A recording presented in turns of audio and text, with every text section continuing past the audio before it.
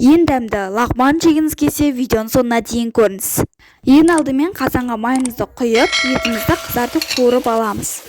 Қызарғаннан кейін пиязды салып қуырып аламыз. Және де оған қажетті дәмдеушілерді қосамыз.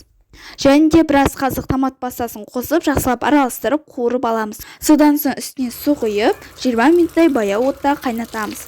Қайнатып болғаннан кейін кез келген көзіңізге ұнайтын көкөністердің барлығын көбіктеп тураймыз. 20 минут қайнап болғаннан кейін сәбіз бен редьканы салып араластырамыз. Және де сарымсақ қосамыз. Редькамыз қатты езіліп еріп кетпеу керек. Кішкене су құйып қайнатамыз.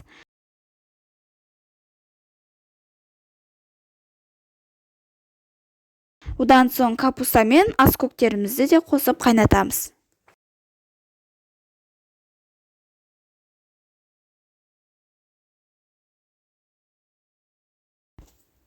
Капуста пісуге жақын қалған кезде жартылай ащы бұрыш пен светофор бұрыштарын қоссаңыздар болады.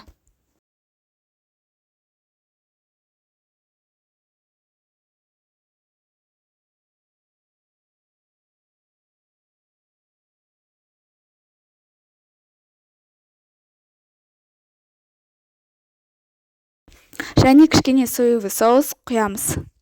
Осымен лағманның подливасы дайын.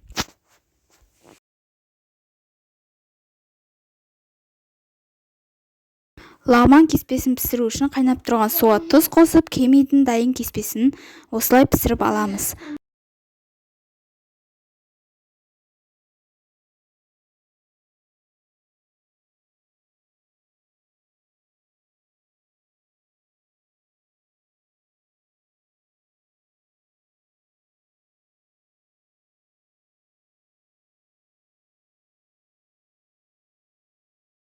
Асыққанда осылай дайын кеспемен пісіріп көріңіздер, дәмі өте керемет болады.